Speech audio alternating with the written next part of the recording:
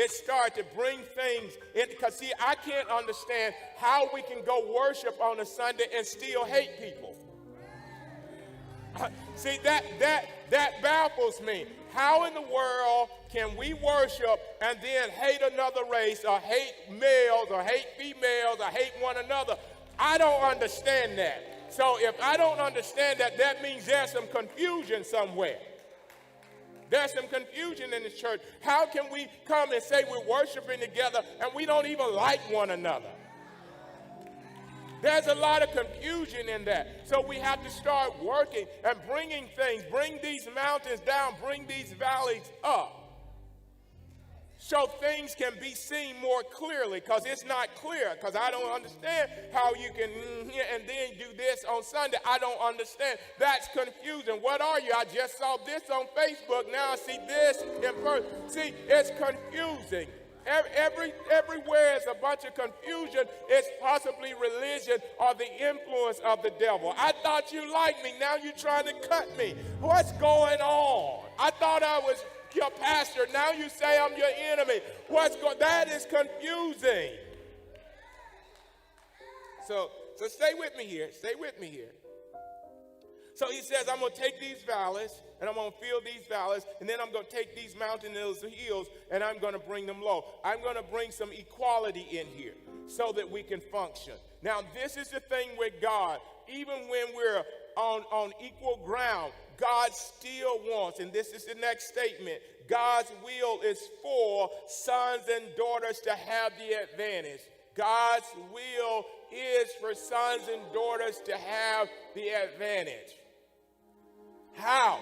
You have the Holy Spirit living on the inside of you. You already know what tomorrow holds. They don't. It's going to be hard to get the upper hand on me when I got a sense about tomorrow and you don't. It's going to be hard to sabotage me when I already know what's coming and you don't. I don't communicate everything I feel. I don't communicate everything that I think, but I'm always thinking. I am always thinking. I am not talking about you. I'm talking about the sons and daughters. So if you're one of those, you ought to be excited. If you're not, I'm about to pass you. I understand being quiet if you're a Gentile, but I don't understand being quiet if you're an heir. Okay. Okay. All right.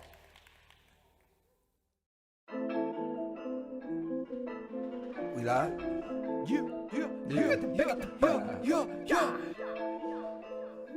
Strick City. Woo! Strick City. All over the world. City, man, we live. Yo, Strick City on the ride. Yo, look like surprise. Yo, taking your city like we live.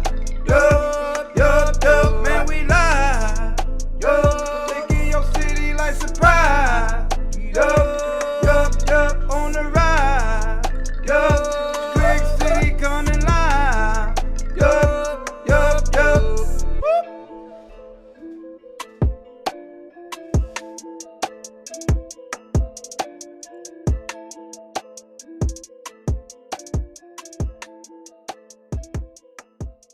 Man, I'm talking about some of the best audience members ever. Guess what? Strick City has them. Strick City is live. Thank y'all for waiting on us tonight. You know what I'm saying? I appreciate your patience. Technology, dude, you just got to love it or not, but it is what it is. We've been working behind the scenes, trying to get everything together. We're on and we are live. I want to know if you with us. You know what I'm saying? So many times you go to people's live set and they just rallying all people's names that they see that are watching, but a lot of times people don't like that. I want to know if you want me to shout you out tonight, I'll do it. So, if you put your name in the comments tonight, you got to at least put your name in the comments. I'll shout you out tonight for watching Strick City live. We have so much to talk about.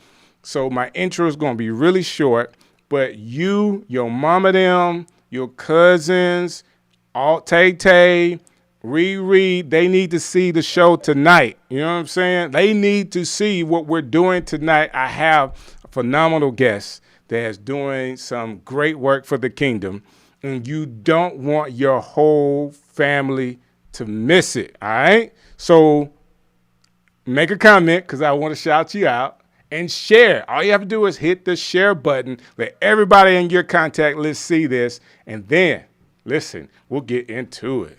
We're going to inspire you tonight. Tonight, you're going to be encouraged because I'm already super excited about my guest tonight. So without further ado, man, this guy is actually from the area, like grew up and went to Pinson High School. We're going to get the story about how he started in ministry. But my goodness, he started with humble beginnings and preached his behind off and led a whole bunch of people to know the Lord. And he has a huge following right here in Birmingham, Alabama. And I'm so encouraged to have the senior pastor, the bishop, the apostle of Refresh Family Church with me tonight, Bishop Stephen A. Davis. Man, did I do it right? Did I say everything just right? You done it right, but we can't leave out our other campuses now. Come on now. We have Tuscaloosa and we have Tarrant. So we have to include us all, and we have our friends, which includes you. There you go. I'm part of the campus too, huh? So there's Tuscaloosa, there's Mableton, Georgia, and there's Tarrant, Alabama. Yes. And that's a long way from Advanced Auto store in Centerpoint. Yes, very long way. So I say that, and I don't want to say it as cold, so people that may not know, and that's when I met you. You may have started somewhere else. Was that the actual first location of your church? No, that was not the first location. The first location was on Main Street in Pinson. We were only there a few years, and then we moved to the Centerpoint area. We could not get a church building at the time. Gotcha. So we settled into an auto parts place. So that's where things really begin to happen. So tell me like the story, like your personal story. Like I want to, like when you're in high school, were you the preacher then? Like were you always the guy that was trying to get people saved? Like what was your kind of conversion story to actually start a church? Well, I had my first encounter as a teenager. And Okay. I mean, it was a major encounter because I really left everything because my encounter with God was so impactful that I just thought, okay, you just leave everything and you just go after God. At that time, I didn't know how important relationships were because I thought the only relationship you should have was with God. But right. As I grew, as I matured, I realized that relationship goes beyond just God. You have to have relationships with other people as well. So I really major in that area. As far as having relationships with other people was one of the first lessons that God showed you. And now you're at Main Street there in Pinson, right? And then you go to Centerpoint, and then you actually have another location in Centerpoint. And then what area will you call your church now? Is it that the Huffman Roebuck area? It's called the Jefferson County / Birmingham area. So I'm right there on the line. Part of the property is in Birmingham. The other part is in Jefferson County. So I'm able to do what I do right there on the line. You are right when you call it a property. That's a huge piece of land over there, a huge church. And, I've known you long enough to kind of know some of the story of how God really, really blessed you with an opportunity to get into that church, and it has exploded as far as your ministry and people that are following you. What do you think? And I know we may not be able to take the time that we're going to have tonight to tell like the secret, but what would you say, Strick, man, I believe God blessed us in this way because of this? Well, we know prayer is very important in what we do when it concerns ministry, but there's also leadership skills that go along with that. So I began to cultivate my leadership skills and knew that was very important. I used a term not many services ago. I began to talk about management and managing doesn't just go along with the business world. It goes along with the church as well. That's right. And I began to learn more about managing people. If people is the business, then you have to know how to manage people. So I began to learn more about managing not just the business, but managing the people and the other side of ministry, which is business, the administrative side of it. And then I began to see things begin to happen based on what I heard from God originally. Because you can have a word from God, but if you don't put those skills in place, you may not see all of that come to pass. Man, you know, a lot of people miss it with that. I know a lot of good preachers, but they miss it with the leadership skills. So it's a difference between being a preacher and a pastor, and then that third part of that administrative leadership part. Man, can preach the paint off the walls, brother. But you got to be able to gather and lead people. So, so what do you think, like in your current church, how many leaders do you have? There's about 150 there in the current location there in Birmingham. We still have leaders in other churches that are under the Refresh name.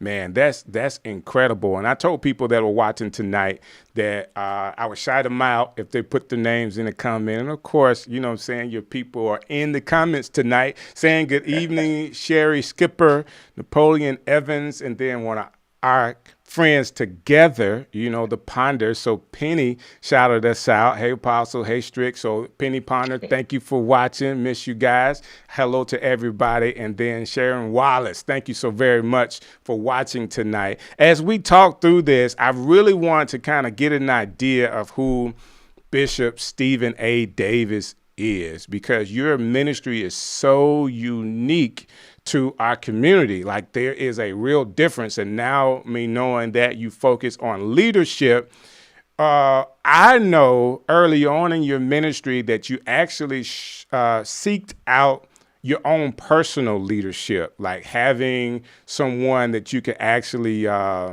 call a leader or call on that was a little further along in ministry than you, and you attach yourself to different ministries to kind of get the help that you need to get education and also to help build your team using other people's resources. Tell me why you went that route to find other pastors that were a little further along to kind of help you grow. Well, according to Scripture, unless you're faithful in that which belongs to another man, you can never have your own. So that message really, that particular scripture really sank in deep with me. So it was more whatever I needed, I became an assistant or support to. Gotcha. So in doing that, I was able to glean. I was able to expose my leaders to leadership skills and abilities that were much higher than what I could present on my own. So I was being exposed. The leaders under me were being exposed. We were seeing things operate on a level that we were not yet, but we knew one day we would be there because we were able to glean from a greater ministry than ourselves. And I serve faithfully, like you know. I think I have a pretty good reputation of being faithful, especially in our region. Right. But I serve so faithfully because there's something that happens when you serve faithfully like that. You get into a room. We call it getting into the room. You hear things, you see things that normally you wouldn't see if you were isolated. Mm-hmm. So I've never isolated myself. I always saw someone greater than me. It's almost like in the book of Hebrews chapter 7, the Melchizedek. I've always looked for my Melchizedek because I knew it was going to open me up if I was an Abraham and bring things out of me that maybe my upbringing didn't tell me was in me. But once I got around men and women who were greater than myself, the potential in me started to rise up. Man, I think it's great. And what I'm looking for tonight, Bishop Davis, is an opportunity to kind of dig down into that brain of yours and heart of yours to share some of those things so that people can really know, like in ministry. I don't care if you're a leader, you're deacon, you're minister, you're lay leader, whatever it is, you're a pastor somewhere. Tonight, I'm gonna like dig real deep with Bishop Davis, and we're gonna figure some of this stuff out. Now, of course, I've known him for a really long time, but I gotta say this: I've already told people, Bishop Davis, and I apologize that I said it, but because I said it, I gotta do it. People in the comments and the call pages in the comments, Harriet Pickens. Always inspired. Erica Collins, Ann Shaw, Veronica Midfield, Mona Page, Pinky Wright, Danielle Wilson. Oh my goodness, Yolanda, Minister Yolanda Crenshaw. God bless you. I hadn't talked to you in a long time. Donald Ponder, my man. You know what I'm saying? Appreciate you doing that. Belinda Woodford and Alicia Robertson. Listen, they got me going tonight, Bishop. You know what I'm saying? Your folks got us going tonight. I will tell you this from what I know about the people that are members of your church. They are really serious about ministry and the leadership that you provide them. How important is it for the sheep to be connected to the shepherd? It's extremely important. I've always heard this term. At some points, the shepherd should smell like the sheep. You should have such a relationship with them that the scent is familiar. And Gotcha. I do believe in that. They should be sensitive to the movement of the shepherd. There are places you lead amongst the sheep, you lead before the sheep, and then you lead above the sheep. And you have to know, in a pandemic season like what we're in, you have to lead amongst the sheep so that they feel the comfort and the connection to stay plugged in a time when we're only doing services online. So when we say amongst them, you have to make yourself more personal with them, like times like these. So I've shifted just a little bit and started to do just go online like on a night like this and just talk to the people. Maintain that connection because they don't need to feel really far distant from their leader. And, you know, I have people in Mableton, Georgia, so they have to feel connected as well. And they do a very good job. So I would say leading amongst the people, before the people, and above the people. And you have to know when you should be in those different places. And that's awesome. Chris Chadwick has shouted you out from it. He said he's watching from Atlanta. That is so cool. And you have people everywhere. So, again, me knowing you and for a long time, and I will say this, man, I think that based on some of the work that you have an opportunity to do and are doing currently, you are one of the most humble guys that I know. What keeps you level in ministry right now? Well, I know the real me. I got you. And that's the thing, you know, you never forget where you come from. And, you know, we go back to like the late 90s, early 2000s. That's right around the time I was in the warehouse. And, you know, I never forgot that. And I made a vow very, very many years ago that I would never forget the people who inspired me along the way. I would never forget the people who touched my life. And I can remember the first time I saw you. Okay.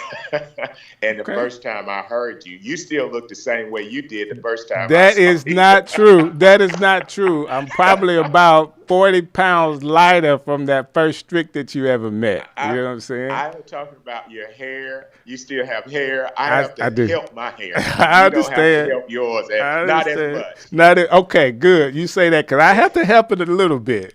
Yeah.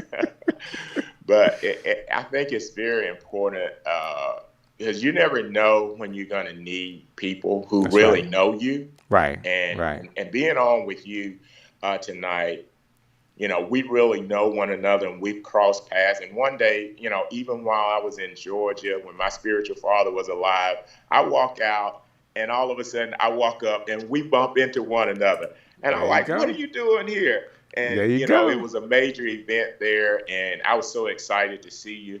And it was refreshing because you couldn't have been there unless you had progressed in life. And I couldn't have been there unless I had progressed in life. So if we're all in that progression mode, we're going to cross paths again. And I really enjoy when you cross paths with people that you may have started in a warehouse, your humble beginnings, and then people have matriculated up to places that fulfilling the purpose of God that's in their lives. So it's just a joy to be on with you, and I feel very comfortable. Can't you tell? You should. Like, it's strict. You know what I'm saying? It's just me. And because we do have that history, and the other thing is because I know that you're such a humble guy, a lot of times you wouldn't seek out opportunities to kind of be highlighted, but I know you well enough to know that the work that you are doing is inspiring to me. You have a group of people that are so into Refresh Family Church. I mean, come on, not only 4 locations, that is big. People need to know who you are, and they need to know your methods behind it. Like, why do this? Sometimes people don't understand. Like, what does that mean? He has 3 other locations. Like, there's a reason, there's a method to the madness always, because it's not just you preaching in 3 other locations on a Sunday. You actually are leading other pastors. Am I right in saying that? Yes, well, we are leading other pastors. I do have 2 campus pastors, one in Tarrant, one in Tuscaloosa. I have a team in Georgia. I come on the screen in Georgia each Sunday. They're always streaming in, keeping up with everything that I'm doing. And it's because we want to, if something is good, you want to manifest that in every area you can. And as you know, I come from a place of integrity. I come from a place of just, loving people, loving Right. God. And I want that to be, I want that to multiply in other regions. So if I can mentor those pastors in those campuses, I don't want to control them, but I do want to mentor them. Pastor Yolanda that you heard her come on. She made a statement. She's one of the daughters. I'm mentoring her. That's I'll awesome. be with her October the 3rd at 6:00 in the morning. I know she's been doing that for a while. I've known Minister Chris Shaw for such a long time. We actually worked. Birmingham is really small. Let me just say that. It's a small, we talk about how big it is. It's a small city. We all know each other. So I'm encouraged by the union of you two, because I know she's had some great training under her. So now to progress, to be able to get more, and it's with you, I'm loving it. I'm loving it. She's a part of Apostolic Global Impact, and that is a ministry that caters to other pastors, apostles, bishops, the whole 9. So we have a monthly call, and it's completely designed to help and to impart to other pastors any wisdom that I have that I feel will be beneficial to others. Then I want to make sure they get that wisdom, because I like seeing people win. I like the win-win situations. I don't want you with me if you're not going to win. Come on now. We're all going to win together. I it's love a win-win that situation. I love that. I used to tell people all the time, man, I only run with home run hitters. You know what I'm saying? So if you're gonna hang out with me, I need you to step up to the plate and be ready to swing big. That being said, keep swinging, and keep swinging, keep trying. Now, I do want to say this because I know a little bit just outside looking into your ministry, and one of the things that I know that you focus on, you said it earlier, leadership. But you also have an area of church discipline. How, as you as a leader, how as an apostle, bishop, and apostle, how are you with church discipline, making sure people are following the shepherd and not following their own ideas about where church should be or other sheep? Okay, and I'm so glad you said that, because when you begin to mention apostle, they're more structured individuals, and they're individuals that expect, a pretty good bit. So I can't expect from others what I won't do myself. Come on now. So I walk out a level of discipline and order, because I know those things are extremely important. Now, I'm very charismatic. I'm Holy Ghost filled, fire baptized, all of that. But there has to be an order to what you're doing. So that order, what it does, it helps us to harness our power. So we're more successful at what we're doing and not wasteful. We only have one life to live. That's true. You know, I'm about, in November, I'll turn 54. I know I don't look like it. Come on, man. 54. Hey, listen, Apostle, you look good, man. You I'm look working good. on it. It Hey, we takes work got. now. I'm gonna get to it in a few minutes. I don't want to stop about church discipline, but we're gonna talk about this workout plan that you're on. I need to know, man, what water you drinking, the whole nine. We can get through all of that, but the church discipline and actually unleashing power is what you were saying. Yes. And everything has to be harnessed. It's like if you are going to run power to a home, you have to harness it or you're going to burn the home down. So when we have people who are disorderly, and you have to learn it, if you're disorderly, some structures you can burn down if it's not harnessed. Okay. So you have to harness the giftings. You have to bring the giftings into order. You have to set up structure. So when I flip the light switch, the lights come on and not an explosion. Gotcha. So, you know, that discipline in teaching people, because I had to learn as well, because Right. I didn't know starting out. Getting around other major successful ministries taught me that you can be powerful and you can be disciplined at the same time. And so when I began to see those things, and I began to see you can be much more powerful and effective if you're able to bring order to what you're doing.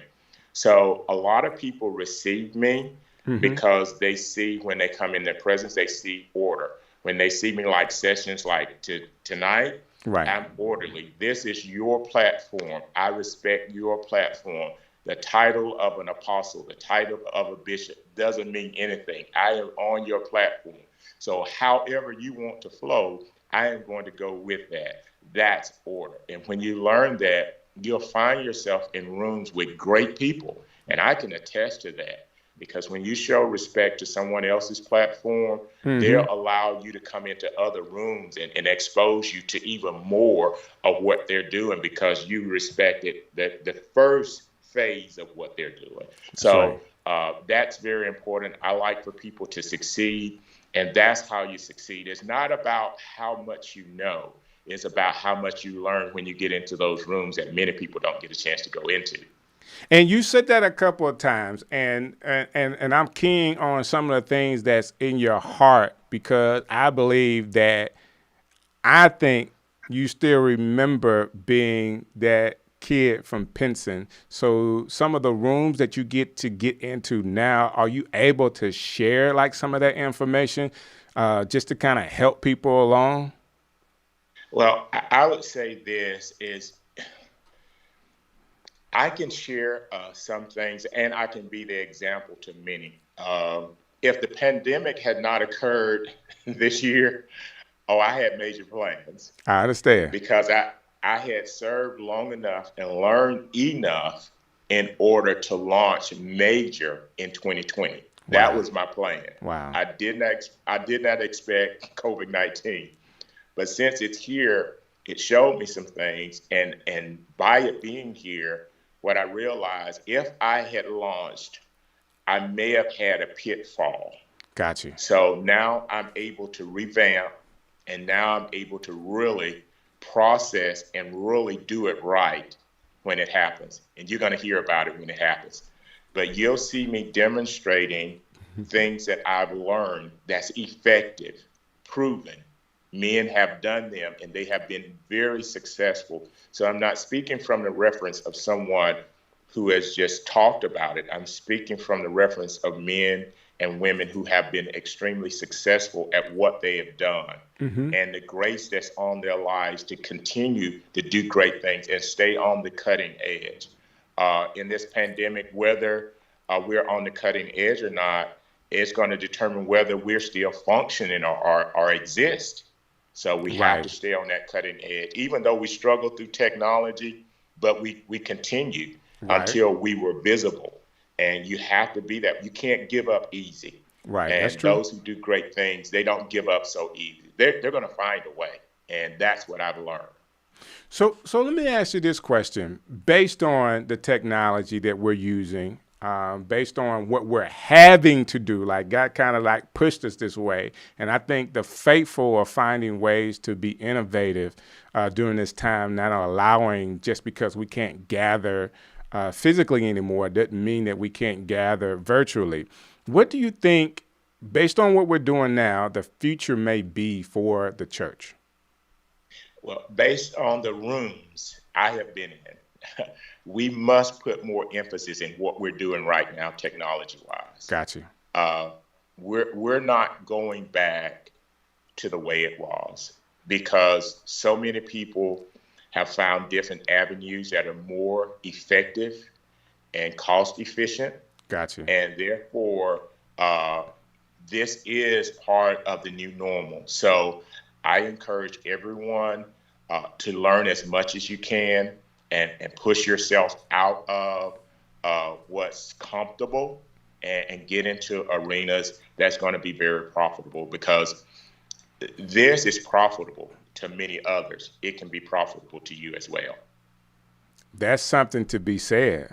That's something to be said. Now, I will say this. What I'm doing tonight is part of what we call content creator environment, culture, or whatever you want to call it. So it's taking something that would normally have been on television or the radio and placed it on social media. Tonight we have, hundreds of people would see, thousands of people will see this message tonight. YouTube, Periscope, and of course, because a lot of people are watching on Facebook, are Facebook people. So that being said, the economics of it is the equipment that I have invested, but the actual stream cost me very little. So the economics of reaching thousands of people versus I'm just going by what the direction you were going, turning on all the lights, everything you have to do, all the manpower you have to run your church. I could have 2,000 people watching a virtual service, and again, we're just talking about the streaming amount, but very little manpower and very little cost. Is that what you're talking about when you say how things will be different? Like, not only is it cheaper, but you can reach more people?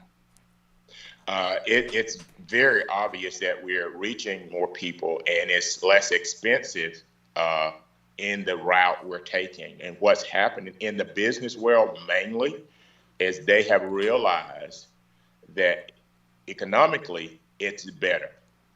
The cost for buildings with people working from home, the heating and the air expenses are removed. Right.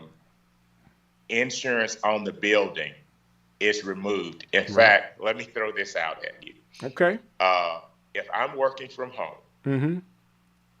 and I'm getting paid from a major company, they're no longer carrying the expense to keep the house warm or cool. Guess who's carrying that expense now? Well, the people at home are. Uh-huh. So the thinking pattern has to shift. If they're thinking further ahead, we have to do the same thing. Now, how can we begin to produce something when we're at home that brings in more revenue into our home to offset the power bill, the gas bill? Right. Because all those things because we're going to be taking care of that because we're working from home now. But those companies are paying us pretty much the same, but they don't have the overhead anymore. Right. So we have to think in reference to those things as we're moving forward. And we have to become very creative, especially in the area of technology. I've seen some people on Facebook, they're taking their clothing line on the social media. I think that's so awesome. That's and true. I'm watching some of their numbers increase because some of them are my members. Wow. I'm watching their numbers increase, and I don't have a problem with that. That's very creative. Right. And if you go into stores now, you're not seeing that much on the racks or on the shelves. That's true. So use those options, learn from what you're seeing, and see how you fit into that and how you can implement that and be on the top side of this thing when it's over.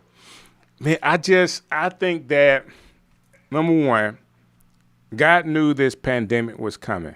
All right. God is always aware of what's happening. God knows how long this is going to last. It is us, the church's ability to plug into him, all right, to get in his face, to get an opportunity to hear what he's saying for our future, for us to get ahead of it. I'm with you that the business world didn't have to be the innovators when it comes to how the future is or how we connect with people. They've given you all the tools that you need. All right. So not only can as pastors and leaders of churches, can you have congregations virtually, but you can also give electronically. I mean, the tools are all there. Yes. So go ahead. With that being said, they're able to give virtually online, which means you don't need the finance committee as much as you did. So Okay. you see where things are going, even though in many churches, not all, but many churches, their income in their churches has increased since people have been given online. Wow. Yeah, from many. I've heard that. I really have heard that. Yeah.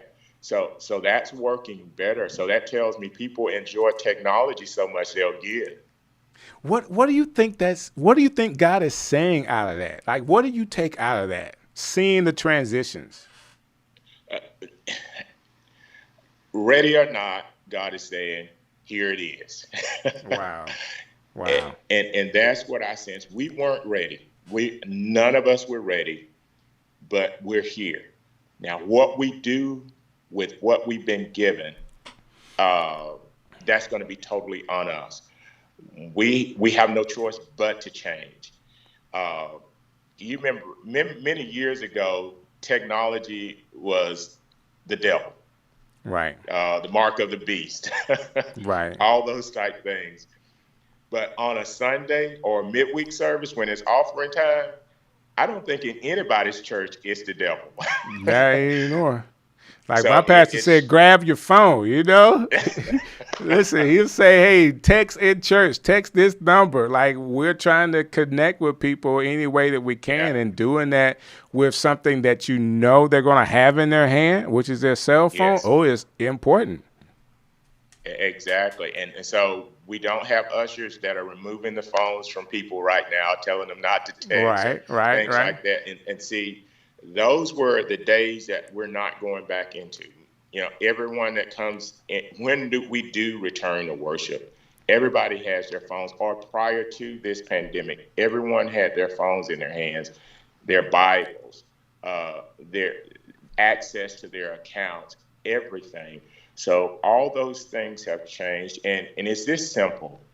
You know, Sasha's 30. So Sasha And that's your youngest daughter. That's my youngest daughter. Mm-hmm. She knows technology better than myself and my wife. Okay. So I am not going to let Sasha get far away from me. I'm always going to make sure I have her close, and even younger people close that can help us to navigate. And it's causing us to have to work together and not to see them as insignificant. They are extremely significant if you're going to stay on the cutting edge. That's true.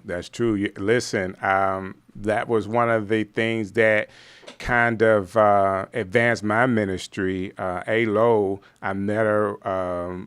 She normally would be on the show as a co-host today, but she's out today. But 13 years, she actually set up my first Facebook page. So I was so as soon as Facebook, at one point you can only get onto Facebook if you had a college email address. And then at one point they changed it to any email address you can get on the Facebook. And as soon as they did that, she said, Strick, you got to get on this. So I was one of the first ones that once they opened it up, because of the youth I was around, got onto it. Now, I will tell you this, I'm just like everybody else. I'm really slow to adopt stuff. You know, I'm not doing, which I think everybody should do everything as an adult, a leader, business, churches. the Snapchat, the TikTok, all that stuff. Listen, if you have to dance and get people's attention, get people's attention. But all those things have a level of an audience that we can reach. So I agree. I don't know if your people have already told you, Apostle Davis, that you might have to do a TikTok dance. Have they come to you with that already? Well, I've been hearing a little bit about it from a granddaughter. I got you. Hey, those kids will keep you into it. I mean, they really will. They really will. That being said, I really do appreciate you taking the time to do this.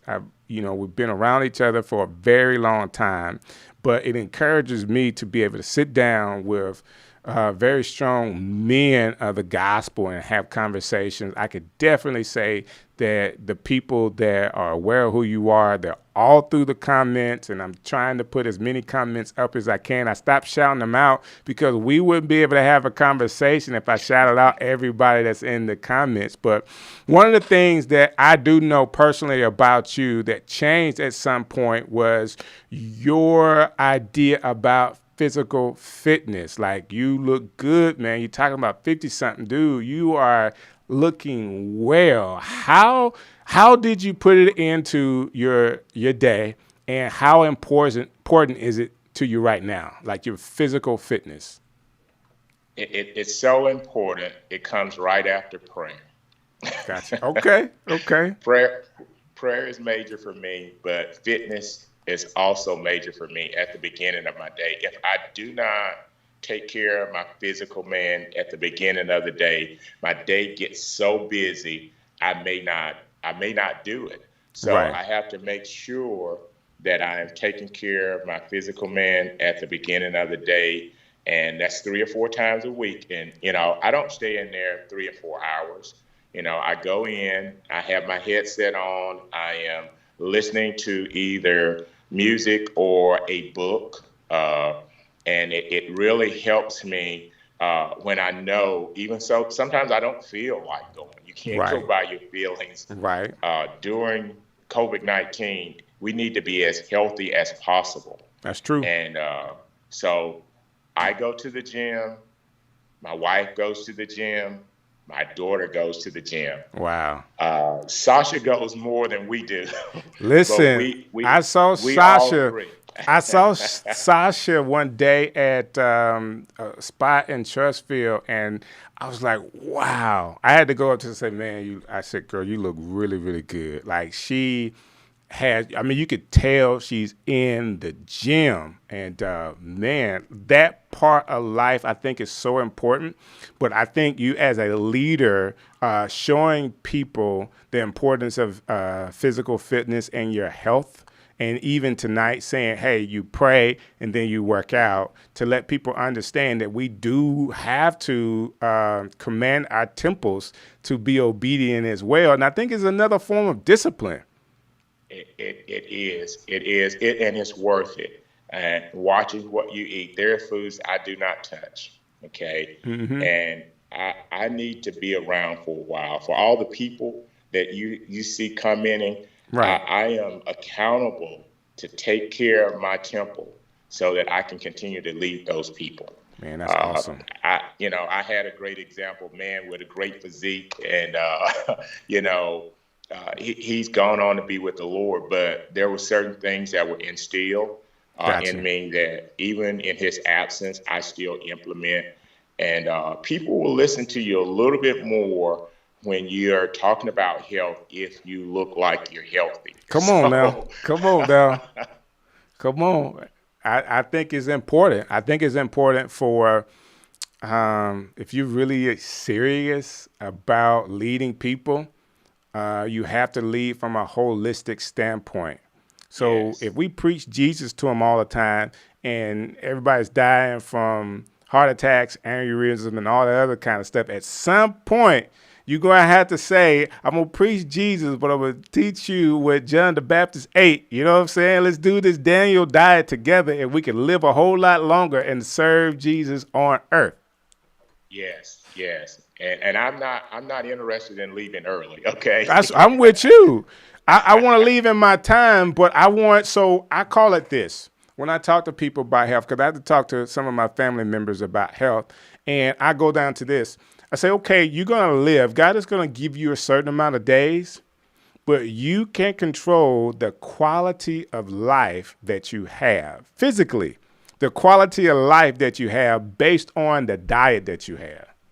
So yeah, you're going to be around here. You're going to hit the next year, but you may not like it if you keep eating the wrong thing.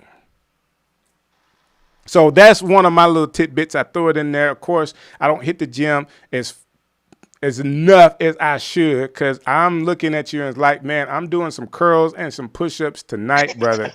You know what I'm saying? I'm just going to do it on your behalf. One of these days, you're going to see me in my little tight T-shirt with my arms hanging all out. You know what I'm saying? I'm going to do it. I will do it. I'm going to give you all the credit, too. My T-shirts were loose until I started going to the gym. Right. So that's my issue. I have loose T-shirts. I want tight T-shirts. I got to grow my arms out. And when I was younger, I had bigger arms, but now, I just got to do some more curls. I got to work on it. Hey, I will ask you this question. We have a lot of people on tonight. Some of those people know you. Some of those people don't know you. In the midst of this pandemic, is there a word of encouragement you could give them? Let me plug in real quick so yes, sir. We don't lose us. Go right ahead. Go right ahead. So while you're moving around, I want to talk to everybody. I appreciate everybody coming in. The comments: Dorothy Anderson, Harriet Pickens, Nicole Patton, Miss Bass, Penny Ponder again, Ann Shaw, Adrian Williams. Thank y'all so very much for checking Strick City Live out tonight. Of course, you guys are watching us on Facebook. I had somebody comment from YouTube. We got some people that are watching on Periscope. And I appreciate that support. We do this every Tuesday night and Thursday night. For people that want to watch on Thursday night, man, I have Brittany Morton coming on. She is actually the leader of Saved in the City out of Huntsville, Alabama. And this girl is a phenomenal preacher, and I'm excited about having her on. And Bishop Davis has got to the spot where he's all plugged in now. So I want to ask you this question. I want you to help me out tonight, because I think it's important that we help the people, encourage the people through this pandemic. And I just want to see if you can give us a quick word to encourage them tonight. Well, my word, and even as you were talking, I was thinking, this too shall pass. Mm-hmm. And everyone has to be encouraged to know that this is not going to be forever. It's going to pass.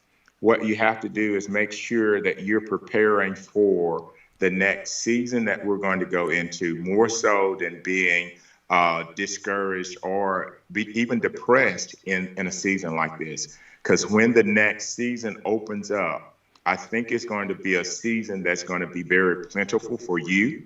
And I traveled to South Africa, Johannesburg, South Africa, normally every year. Didn't go this year because of the pandemic. Mm-hmm. Normally, it's right around this season when I go. So when I go there, I noticed that fields are burned. And I finally, after a couple of years, I asked, why are they burning the fields? They said they burn the fields so that the fields will be more productive in the season that they're coming into. So right now, they're ending their winter and they're coming into their spring and summer. So Christmas will be summer in South Africa. I didn't know that. It will be, but it will be full and it will be plentiful, simply because they understood there was another season coming. The trick of the enemy would be to make you think that this is how it's going to remain. It is not how it's going to remain. Everything is going to bloom again, but you're going to be on the better side of it when that happens, because you have people like Strick and myself in your life. Come on now. We're going to make sure that you're on the better side of this. Keep listening to credible people who have consistency, and those people are going to get you completely through this, and you're going to enjoy what's coming to you next. Man, that's awesome, man. The next season, get ready for the next season. Ooh, I'm still in that one, brother. I'm stealing that one. Somebody write that in the comments. The next season, like, you gotta be ready for it. You have to anticipate it, and be praying that God has you ready all the way around. So, saying that for the next season, I've saw where you guys are doing some Wednesday nights at the location outside. Are you guys continuing that? Well, we're gonna take one of those meetings on a Thursday night pretty soon, all the way to Mapleton, Georgia. That's what I'm So talking we've about. done two consistently, but we're going to have more since the temperatures are going down just a little bit, and it's just been absolutely phenomenal. We can see the people when we're in the parking lot, and Right. no better feeling for myself and my wife is to see the people that we're shepherding in a time of a pandemic. So there will be other services outside. They will be announced. I would love for you to come to one of those services. Well, as long as you let me sing, brother, you know what I'm saying? I'll be right there. I'm going to let you facilitate. Hey, listen, whatever you want me to do, brother, I promise you, if you call me, I will be there other than sing, because I don't want your people mad at me or you for that. You know what I'm saying? But hey, whatever you need me to do, I'm just a phone call away. I thank you. Like, I really seriously thank you for taking the time to be on with me tonight. I have a huge amount of respect for you, for what I personally saw God do through you. You know, I saw you be loyal at a time where most people would not be loyal, and God bless you for it afterwards. It blew my mind. You got so much respect from me because I believe that God does things in more than one way. All right, in more than one way, but your loyalty to doing it the right way and sticking in with people that you're close to sent a sure sign to me about the man that you are and the God that we serve. So God bless you. Apostle Stephen A. Davis from Refresh Family Church in Birmingham, Mapleton, Georgia, Tarrant, Alabama, and Tuscaloosa, Alabama. If people want more information about your church and what you're doing there, how can they get it? They can go on Facebook, Stephen A. Davis, or they can go to Instagram, Stephen A. Davis, or Refresh Family Church. Any of those avenues will take you directly to me and directly to the ministry. And you will see more information on what the other campus pastors are doing. They're great people. They're working in the communities as well. Anything they hear about the main location doing, they're doing the same thing. So we're all working as one. And that brings so much joy to my heart and my wife's heart to see us working as one and touching the communities. That's awesome. Could you do me a favor? Can you shout those campus pastors out for me? One in Tuscaloosa, that is Pastor Gary Smith in Tuscaloosa. And then we have Pastor Leon Wright in Tarrant. And then we have a team in Mapleton. That's Elder Patricia Riley, Dennis Meeks, and Michelle Porter. That's what's up, man. Thank you so very much for coming on. Hold what you got, Bishop Davis. I'll be right back. Listen, guys, I started these shows, Strick City Lives, bringing on a couple of my friends. You know, anywhere from Ruben's been on the show. Henry Panion has been on the show. Funny Maine Johnson has been on the show. I've had so many people that I personally know. Like, I know Apostle Stephen A. Davis and the heart that he has for his flock to be a clear shepherd. So for him to spend the time with us tonight, it is unbelievable to me. I'm humbled by it, but I'm also humbled by every one of the Refresh Family Church members that are on tonight, that are watching tonight. Thank you guys for coming and supporting your apostle. Man, that is an encouragement to me as well. Thursday night, Strick City is back on again. 8 o'clock, again, that's Brittany Morton from Saved in the City. I don't want y'all to miss this lady, all right? Hey, thank you so very much for hanging out with Strick. I'll see you guys on Thursday night.